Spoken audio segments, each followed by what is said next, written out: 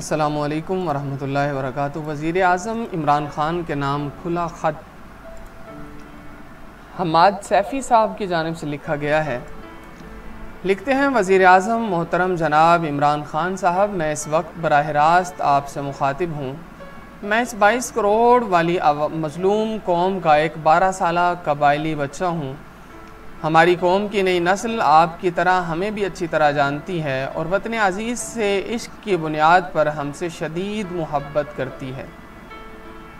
ہمارے قلم سے نکلے ہوئے الفاظ اور زبان سے نکلے ہوئے بول قدر و قیمت رکھتے ہیں، لہٰذا ہم قلم کا سہارا لیتے ہیں یا اپنے بول کے جادو سے نوجوانوں میں امید کی کرن پیدا کرتے ہیں، تو بہت احتیاط سے کام لیتے ہیں،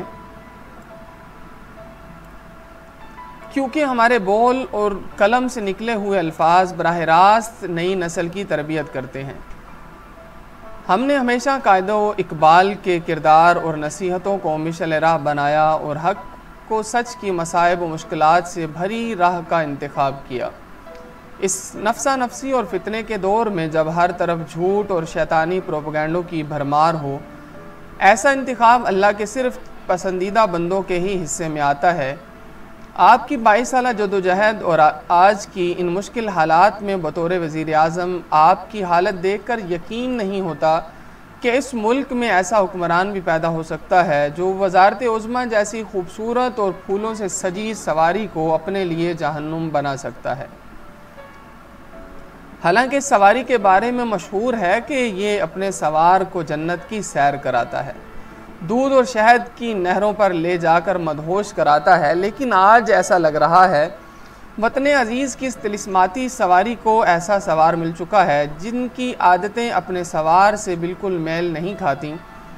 پرائم منسٹر صاحب، آج پہلی بار ٹی وی پر اس قوم کے تاجروں کو ہڑتال کرتے دیکھا تو آنکھوں میں وطن عزیز کی بے بسی پر دو آنسو جھلملانے لگے کہ آج ہمارے سوار نے خود کو کس قدر تنہا محسوس کیا ہوگا۔ ہم اس 12 سال کی کم عمری میں آپ کو نصیحت کرنے کی آج بے ادبی کر رہے ہیں کہ اگر کبھی سواری نے ساتھ چھوڑ دیا تو دوڑ کر منزل کی جانب گامزن رہنا، تھک گئے تو پیدل سفر کرنا، گر گئے تو رینگ کر، لیکن ہمت کبھی مت ہارنا، کیونکہ ہم جیسے نونہالوں اور نئی نسل کے بچوں کا مستقبل آپ سے وابستہ ہے۔ اس وطن کو خوشحالی اور عظیم تر بنانے کے لیے ٹیکس تو کیا، ہم بچے اپنے گردے بیچنے کے لیے بھی تیار ہیں۔ بس اس دباؤ اور مشکل صورتحال میں آپ کو اپنے اعصاب فولاد سے زیادہ سخت رکھنے پڑیں گے، کیونکہ راستے کی یہی مشکل حالات اور مصائب دراصل سوار کا اصل امتحان ہوتی ہے۔ اگر وہ مضبوطی سے ثابت قدم رہ کر آگ و خون کے اس دریا کو پار کر دیتا ہے تو انشاءاللہ سامنے وہ حقیقی جنت ہوگی جس کے لیے 22 کروڑ کی مظلوم عوام 70 سال سے ترس رہی ہے۔ ہم اچھی طرح جانتے ہیں کہ آپ نے ایک ساتھ اس مظلوم قوم کے بہتر مستقبل کے لیے کئی محاذ کھول رکھے ہیں، لیکن یاد رکھنا آپ تنہا نہیں ہیں، بلکہ اس قوم کی ہزاروں لاکھوں پاکباز نیک ماؤں اور ہم جیسے معصوم بچوں کی دعائیں آپ کے ساتھ ہیں۔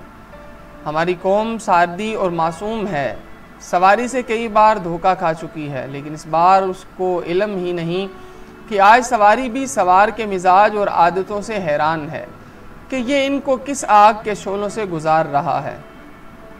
ہمیں اچھی طرح معلوم ہے کہ یہ پہچان رکھتے ہیں، اور آپ نے صرف اس مظلوم قوم کی خاطر میڈیا اور ایوانوں میں بیٹھے ہوئے غیر معمولی طاقتور لوگوں سے دشمنی مول رکھی ہے۔ آپ چاہتے تو پرانے سواروں کی طرح جنت کی سیر پر جاتے، دودھ و شہد کی نہروں کا مزہ لوٹتے، لیکن آپ نے ایسا نہیں کیا۔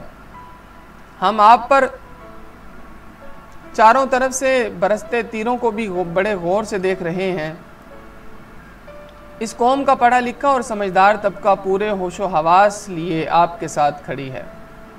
ہم گھاس تک کھانے کے لیے تیار ہیں، لیکن مزید اس پاک مٹی کے ساتھ ظلم برداشت نہیں کریں گے۔